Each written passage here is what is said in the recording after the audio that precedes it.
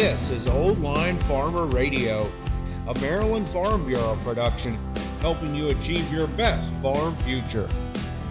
Hello and welcome to Old Line Farmer Radio. My name is Ethan Schofield, Maryland Farm Bureau's newest intern, and I'm your host this week. It's currently June 12th, and the estimated average price of corn in Maryland is $4.80 per bushel, and the estimated average price of soybeans is at $10.20 per bushel. Both prices increasing from last week.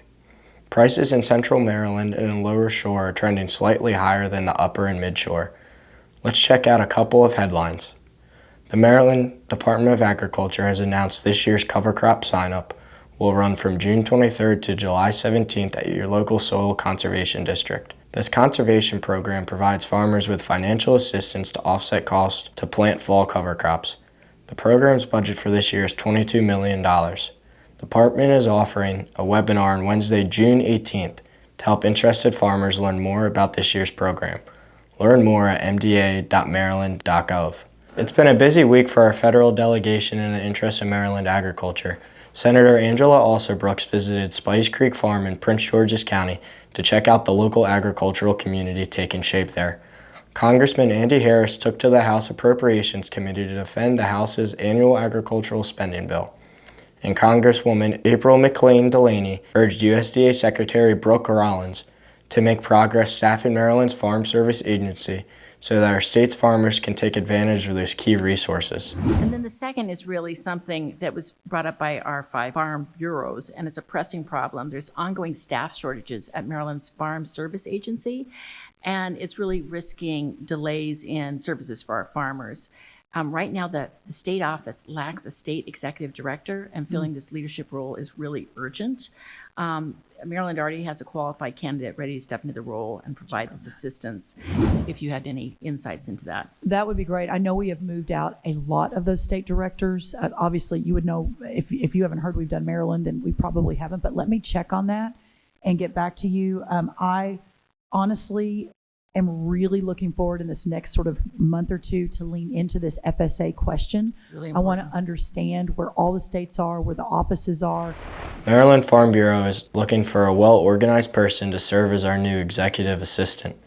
Does that sound like you? Visit marylandfarmbureau.com/careers to learn more. Alan and Rachel Eck chair Maryland Farm Bureau's Young Farmers and Ranchers Committee, as well as own Greenview Hydroponics in Queen Anne's County. Jeb Burchick speaks with Rachel and Alan about their unique operation and also about a special national recognition they recently received. Old Line Farmer Radio, I'm Jeb Burchick, and I am here in Queen Anne's County with Alan and Rachel Eck at their hydroponic greenhouse. Before we get into what we want to talk about with your amazing award that you did, maybe just explain what we got going on here. So here we are in our half-acre hydroponic greenhouse. We're on lettuce and NFT channels. This facility holds about 30 to 40,000 heads of lettuce, and we get about 10 to 12 crops per year. Everything is staged, so we're harvesting every Monday, Wednesday, and Friday, 52 weeks out of the year. And as I was talking to you guys, I saw a gentleman from the Maryland Food Bank pulling up and picking up an order. Tell me about that. That's a very noble thing that you're doing here. We work with the food bank. They're a customer of ours. We're able to provide them with orders that they need to fill their orders, as well as donations, any extra product that doesn't get sold. We're still able to provide a fresh product to the Maryland Food Bank. We're lucky to have that partnership. Yeah, awesome.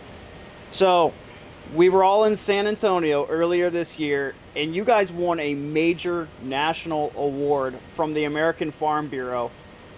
It makes me so proud of you guys, so proud of agriculture in our state, because we're on the ground. We know how the ingenuity from Maryland farmers. So it was just awesome to see that recognized in you guys at the national level. Tell our listeners a little bit about what that award actually was and how you guys applied for that. So we won the American Farm Bureau Federation Young Farmers Achievement Award. That is selected based on your farming operation, coupled with your community outreach, community support you got going on, as well as your participation in Farm Bureau. Each state's able to send one applicant to the national level, and then through an application process, they narrowed it down to the top 10 And then after top 10, it was through an interview process where they were able to do the top 4, and we were lucky enough to be the 4th runner-up.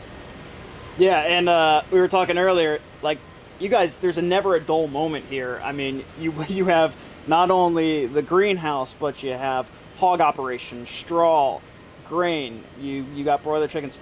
Actually, maybe, Rachel, what's a day in the life look like of you two?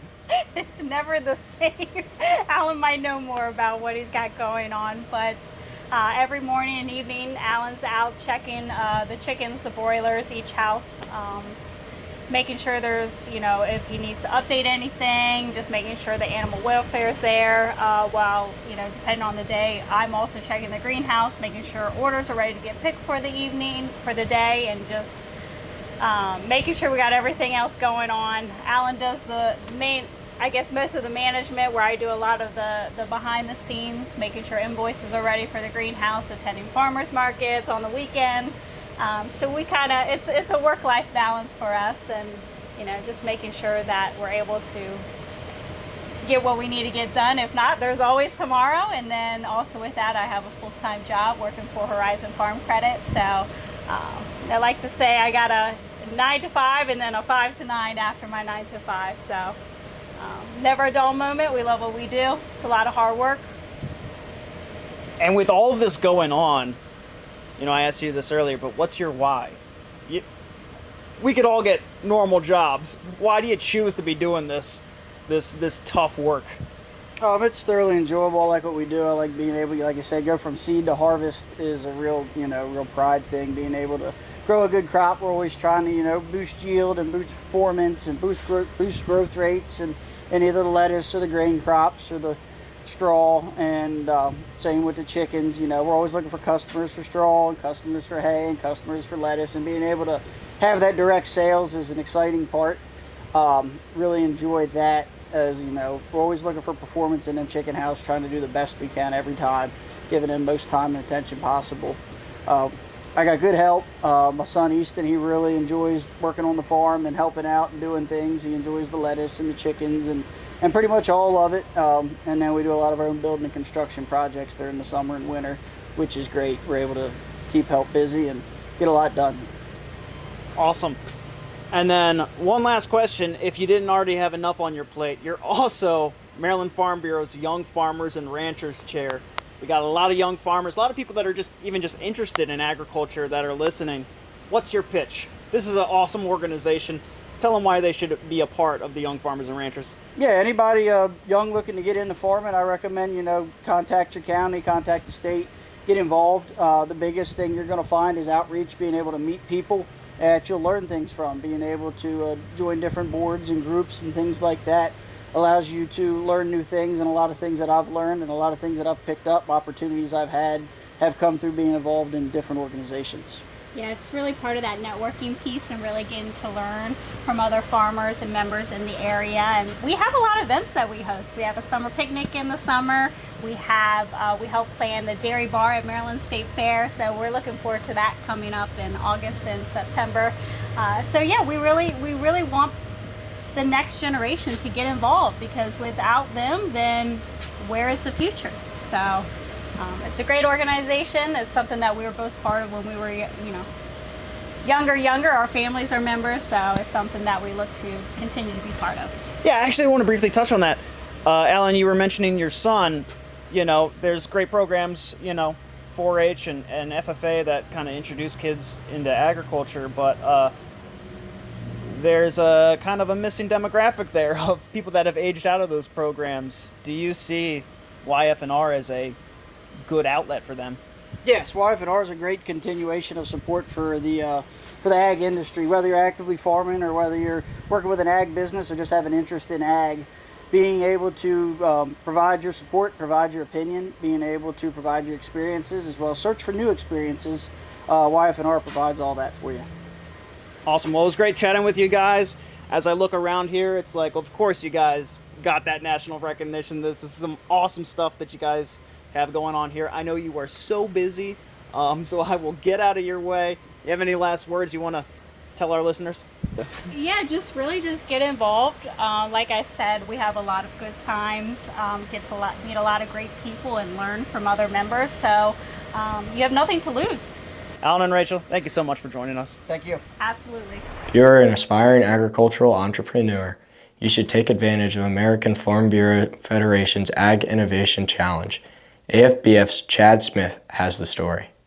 The American Farm Bureau, in partnership with Farm Credit, has extended the deadline to register for the 2026 Ag Innovation Challenge to June 15th. Chase Heineman, Director of Industry Relations for AFBF, says entrepreneurs from across the country are encouraged to apply. Farm Bureau's Ag Innovation Challenge is a nationwide business competition that seeks applications from startups, entrepreneurs who are developing unique and innovative solutions to the challenges farmers and ranchers are facing every day. He says the competition is open to businesses of all types. We've had innovators from all aspects of the agriculture sector participate in the past, everything from livestock, specialty crop, row crop, aquaculture. We're looking for companies that have identified a need in agriculture and have worked to develop innovative solutions to fill that need. Farm Bureau, in partnership with Farm Credit, is pleased to offer significant prizes to help startups get going. We're happy that we can once again offer $100,000 to the winner of the Ag Innovation Challenge, as well as $25,000 to the runner-up and $10,000 apiece to the other two teams competing in the Final Four. We offer also a lot of other benefits from participating in the program, including different trainings, as well as the opportunity to interact with potential investors. Visit fb.org/challenge for more information or to apply by June 15th.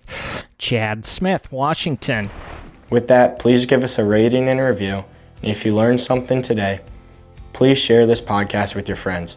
Old Line Farmer Radio is a production of Maryland Farm Bureau and is produced by Jeb Burchick with contributions this week from Ethan Schofield and Chad Smith, with an introduction by Hollis Zimmerman.